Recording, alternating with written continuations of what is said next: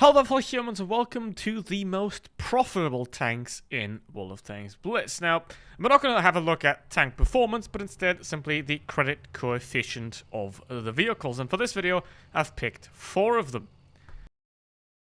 So there we go with a Lurvy at 185%. Now, obviously, credit coefficient doesn't always mean credit earning, because the difference between making credits and not making credits is you. The more damage you do, the more kills you get, the more damage you assist, the more creds you're going to be getting. Which means that while some tanks might have a better credit coefficient, it might end up making you less credits because you simply play worse with them, or the tank itself is just worse on its own. So let's assume you have a T44-100, which is a pile of garbage, that has more credit coefficient than a regular T44. But in the end, you're gonna fire a lot of premium ammo, you're not gonna have a great time, it's not gonna end well. That's the thing about premium tanks as well.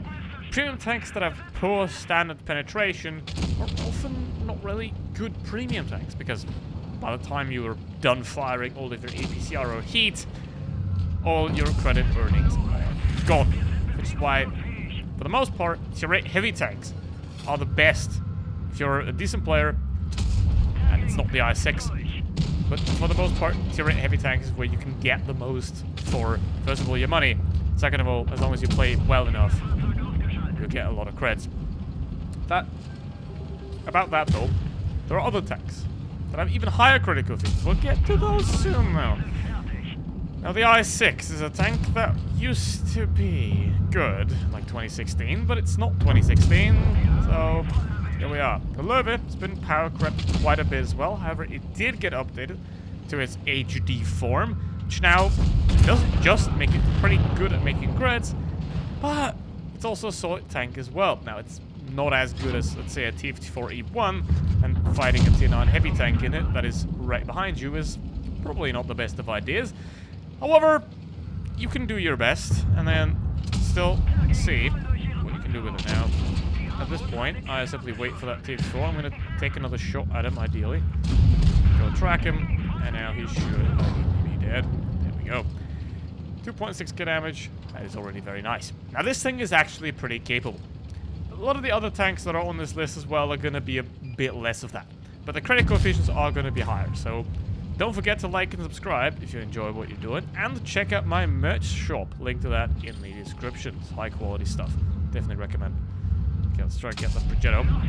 Tasty. The Lurvy is a bit more passive than other heavy tanks. It's not like a VK100 where you could just yeet people and just run at them. This thing is the tank that you want to play a bit further back, right? It's more tank destroyer than it is heavy tank.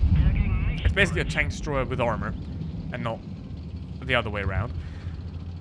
Now, camping at the back with it, though, is still a bad idea. You can play it somewhat aggressively, like I've shown in this battle. However, the main focus of this vehicle is on its gun, not on its armor. And you want to keep it that way. Right? This is not a tank where you can just expect that everyone will bounce off you. It's not the hardest tank to pen. You will get penned. You will not have a great time. And now, it's going to take a while to find that guy, so skip. And, well, I just capped the base, so that's some extra creds as well. Not too bad.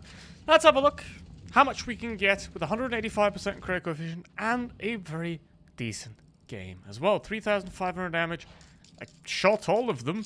That's even an ace with the Lurvy. That's unusual. And obviously, games like this are, well, normal for me, but rare for a lot of people. And that is 130,000 creds. Just like that, with 3.5k. That is pretty good. No! The second, we step up by 5% to the T2064 Super Pershing, and now we're at 190% credit coefficient. Now, is this tank good? Should you buy it? No. You absolutely should not, under any circumstances, buy this vehicle. Like, ever. So, it has no armor. It pretends to have armor, but it doesn't. The cupolas on top are pretty weak. The lower plate's a weak spot, as on literally any tank. And the hull is mediocre at best. Look at that. It has nothing going for it. The gun's pretty horrible. And overall, there is just not much that you can say positive about this vehicle. I mean, it has the credit coefficient of 190, but that is literally it. That is all this thing has to offer. And that is pretty disappointing, because if this were a great tank, then this could be a great recommendation as well to make credits with. You know, you could just play this thing, do, let's say, 2,000 average damage, and get a lot of credits with it. Unfortunately, I do think Wargaming knows that as well, and they're castrating these tanks on purpose, so that, you know, you're having an excellent tank, having an excellent credit coefficient, and then you don't ever have to buy any other premium ever again, because that's the only premium you'll ever have to play. Now, anyway, this thing's bad. Credit coefficient's good, but it's a horrible tank, which is kind of sad. But it is gonna get worse. Don't worry, guys. It's gonna get worse. It is gonna get worse. This is not the end of it. Credit coefficient is not good. Is very much not a good statistic to rate by in Blitz, and it will get way worse. Now, first of all, though, let's just peek this G-Sword. I can take a hit. Doesn't really matter. Now we've got a T95 and a big fat turtle right there. And can we get that with premium rounds? Yes, I can. All right, I don't have to do much really. T95 should be occupied. I'm just gonna peek him anyway. Oh well. Number 3. The Shinobi. Have you ever wondered why this thing is that incredibly expensive? Well, now you know, because it has a credit coefficient of 226%, which is obviously ridiculously high and essentially makes this vehicle earn as much as a tier 8 premium tank while doing half the damage. So, that's already pretty impressive. Now, the problem is the tank is very much not impressive. It's sold at the price of a expensive tier 8 premium tank, but it obviously isn't. It's a tier 5, which is where the children play. I mean, for the most part, tier 5 players are more intelligent than tier 10 players. However, this tank, it doesn't have any armor, has a somewhat acceptably mediocre gun, and the mobility is, it exists. It can drive around. It's not a brick, but it's nothing special. And, you know, that's not great. And you don't want to pay a premium just for the fact that it has an incredibly ridiculous credit coefficient, because in the end, you don't get more creds than a tier 8 premium anyway, but you're at tier 5. Now, you might say, yes, but getting high damage at tier 5 is easier, players are worse. I don't know about that. Players are bad everywhere. It's not really something new. So, ow. Okay, that is a Matilda back there, and most likely another tank as well, because I got shot twice, and Matilda's not an annihilator. So let's see if I can... Damn, that was close. Okay, now we know Medjay Electo over there, so let's... Yup, know it. And now there's another Matilda right over there. Funny story, the Matilda is a great tank, or was a great tank, because the turret is a cast piece of steel, which means that it can just shrug off 88mm rounds as it wants to. So yeah, the Matilda was a better tank than a tier 3-4. Take that as you wish. The British have a very good way of either making complete garbage or something pretty good. But this vehicle is not British, it's not garbage, it's not good. If this thing would be sold for, let's say, 2,000 gold in the shop, then it would be an absolutely amazing, funny little thing to pick up, because what you could do is you could, you know, at the end of the day, you could play Blitz for half an hour, have some fun at tier 5, and earn 500,000 creds. Unfortunately, because Wargaming is in fact Wargaming, they sell this thing at absolutely ridiculous price points. Which is fine, give me that. Got it. And that is 61,000 crits for a 1.4k damage. 230. 230. That's the amount of brain cells you'll lose per second while playing this vehicle. But that is also the credit coefficient of the Angry Connor.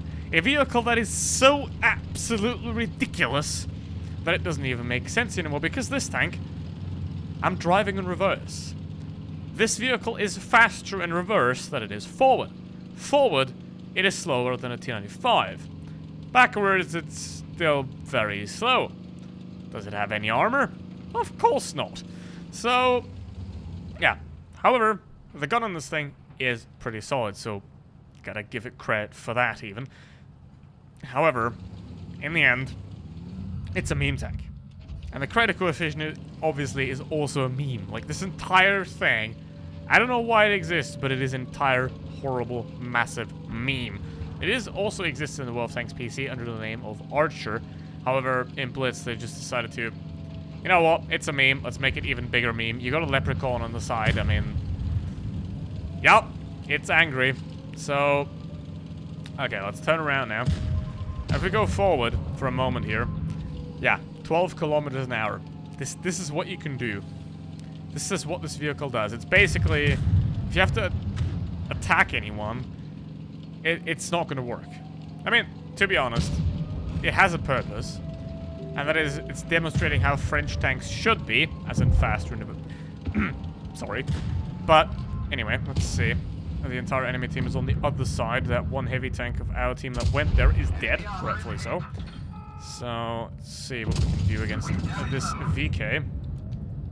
I mean, the gun's pretty solid. I mean, you got 160 alpha damage at 4.4 second reload. That is somewhat decent. If you use adrenaline, it goes down even further. Alright, let's pick apart this little guy right here. It is not going to have much of a chance. I'm not going to move just yet. Going to go forward a bit to make it impossible for him to shoot. And now we're going to peek this guy if he does decide to come out again. And that's 1,000 damage already dealt. So this gun does dish out quite a bit of pain if you let it roll free. Now you're going to have to, again, watch me as I attempt to turn around like this, because this is literally faster. Like, turning around, driving backwards is faster than trying to get anywhere forward, which is just crazy. But yeah, there's the 244, and he has given up. Well, that's 7-1. Anyway, this tank's a joke, but let's have a look at it anyway. And as always, thank you very much for watching this video. So, it's more of an education piece of what tanks have ridiculously high credit coefficients that make them funny, rather than actual advice, but here we are. So in terms of the credits, for only 1,000 damage, I made 57,000 credits. So, you know, I didn't even do much, but I still banged 57k credits. This thing is absolutely insane. It's a meme. If it's in shop, that's funny. Anyway, thank you very much for watching. See you in the next one. Goodbye.